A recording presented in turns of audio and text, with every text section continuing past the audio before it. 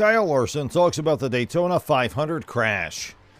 The NASCAR season opener was a truly chaotic one, and the proof is before us. Even the fans became furious when they did not receive updates about the incident that injured NASCAR racers. If you want to learn more about that Sunday crash that caused Kyle Larson the most trouble, keep an eye on Racing Rush to see what he has to say about it. But before we dive into it, make sure you subscribe and click the bell icon so you never miss an update.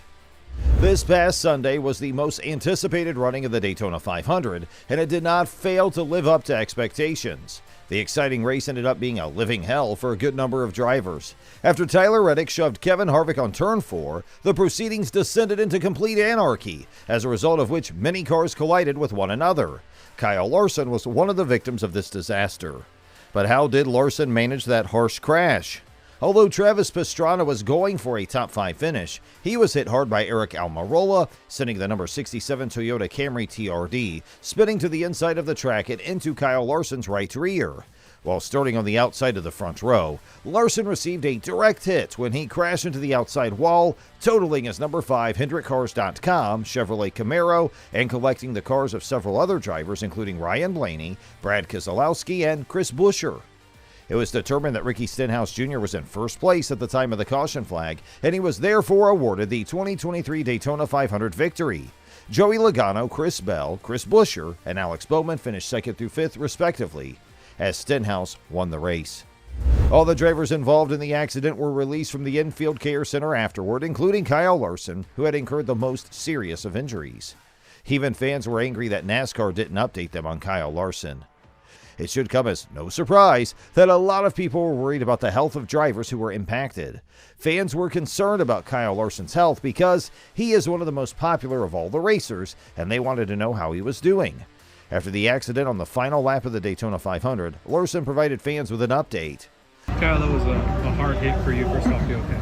Yeah, no, I'm okay. It was definitely a huge hit. So my first time wearing that mouthpiece, so I'm curious to see what that reads. It was definitely one of the bigger ones I've ever had. So, but thankfully, car held up, I guess, and all my safety equipment was fine, and I'm fine. So, just a bummer. Felt like we had everybody in the top 4 to 6 has an opportunity to win there, and just I had such a run from the 20. I didn't know what to do with it. I felt like where I was going to get to the 47, I wanted to stay committed to him.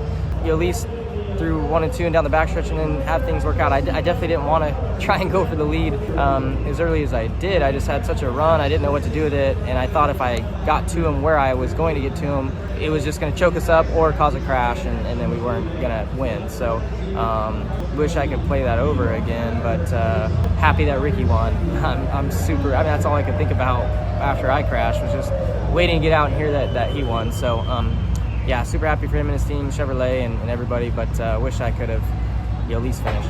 Because of the unanticipated incident that occurred this year, Kyle Larson's pursuit of a victory in the Daytona 500 will have to continue to another year. Having said that, there is nothing more important than being sure that he's not in any danger. Everybody is talking about how much of an influence there was on Kyle Larson, but there's another driver that had some bad luck this year. Every year at Daytona, Kyle Busch seems to suffer some new kind of misery. The 2-time Cup winner and future Hall of Famer finished last, despite leading the most laps. He finished 138 thousandths of a second behind the victor. The number of times he has finished in the top 10 in the Daytona 500 is equal to the number of times he's finished in the bottom 30. Sunday may have been the cruelest day of all for Busch. This 2.5-mile circuit seems ready to give in to Busch's demands and let him into victory lane in his 18th attempt to win the Great American Race, just 2 days after Brad Keselowski, who's also winless in this race, noted that the Daytona 500 seemed to choose its winners. To that end, Busch remarked, "I think this is the first time I led lap 200, so I wish it was 1998 rules." Busch's first year racing for Richard Childress Racing would have been perfectly balanced if such were the case. While competing for RCR, Dale Earnhardt crossed the finish line as the caution and checkered flags were being waved to claim his first and only Daytona 500 victory. There was no overtime policy in place back then. At most, participants could run up to 500 miles. As Earnhardt made his 20th start in this competition, he had reason to celebrate. As a result of the 2 extra periods of overtime, Sunday's race ended up being the longest of the 65 times this event's been held, with a total of 67 laps completed.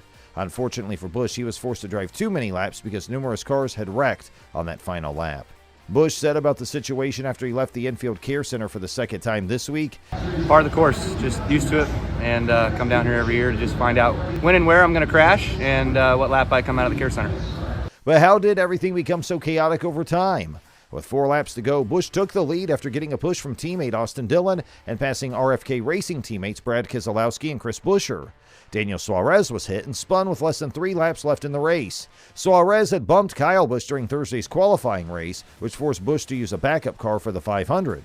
Busch's attitude change was a result of Suarez's efforts, and the yellow flag came out and the race went into overtime. Busch and his team discussed several potential restart places. A new regulation this season allows drivers to choose where they want to resume the race if they were involved in an accident on the speedway courses at Daytona, Talladega, and Atlanta. Both Busch and his crew were arguing over whether they thought Austin Dillon should be in the race and which lane he should take. I was hoping to have a teammate restart where I could get down to the bottom, and then when I got down to the bottom, we could get locked up, and the 24 and the 8 and the 3 would all work together and push and go, and looked like kind of working, but we got too much separation off the 2, and I tried to back up to get to them, and when they hit me, it got me really squirrely, and then Austin checked up, and then the accordion happens, and everybody gets running over everybody. Caution ensued, and as a result, Busch was no longer in a position of leadership and had to work alone. The last restart saw him on the outside of the 3rd row. However, an accident on the final lap caused him to be collected and to drop to 19th place. At his press conference after the race, Busch asked the reporters who won. Were you confident going into overtime, the first one, as the leader, or because of your history? I don't think you're ever confident. Who won? I don't even know who lucked into it. Stenhouse. There you have it. Well, this is how everything went down with Kyle Busch, but what about crashes that eliminated other drivers? The race had been going smoothly until an accident on lap 117 took out several contenders. Kevin Harvick pushed Tyler Reddick forward before going into turn 3. Reddick was starting to close the gap. He was able to get out of the hole with some work, but he crashed into the building side. Several others didn't get out nearly as lucky as Ross Chastain did. Ryan Blaney, Chase Elliott, Eric Jones, and Daniel Suarez were the 4 drivers who were taken in for questioning, and both Martin Truex Jr. and Kyle Larson got a slice of the pie too. After being eliminated from the competition, Elliott, Jones, and Reddick were unable to return to action, and despite taking a serious beating, Blaney kept going until his right front tire was destroyed. According to Elliott, it appears that some people just became entangled at the start. Reddick said, "Yeah, actually, it wasn't too bad at all. Yeah, just hated for the Monster Energy Toyota Camry TRD. I really felt like, we could push really well and we could actually make progress through the pack. But yeah, I'd just been not really in the lead much at all today. And that was really the first time I was getting any pushes in the lead. And the car seemed a little unstable down the back straightaway. And then obviously into 3, Kevin was trying to push me, and I just lost it. So if I would have known that earlier in the day, I probably would have been more careful about that. But that was really the first experience I had with that all day long, and it went bad." Yeah, Kevin said he thought he might have hit you wrong, but you didn't feel much of a hit, huh? I don't know. Like I said, down the back when he got on my back bumper, it just didn't really seem like when I had clean air there that my car was really stable. I thought, okay, it moves around a little bit down the back. I've had this happen before. But yeah, I was kind of caught off guard by what happened in the corner there, unfortunately. Just, that was the first time that we've been put in that situation and got loose and unfortunately took out some other good cars. So this was all about the Daytona 500 crashes. The NASCAR Cup Series will now spend most of the early part of the regular season on the West Coast, starting with the last race at the original 2-mile layout at the Auto Club Speedway. The Pala Casino 400 will be shown on Fox this coming Sunday at 3:30 p.m. Eastern Time. So what are your thoughts regarding it? Let us know in the comment section below. That's it for now. We hope you enjoyed it. Please don't forget to subscribe to our YouTube channel to see more of our videos on NASCAR updates.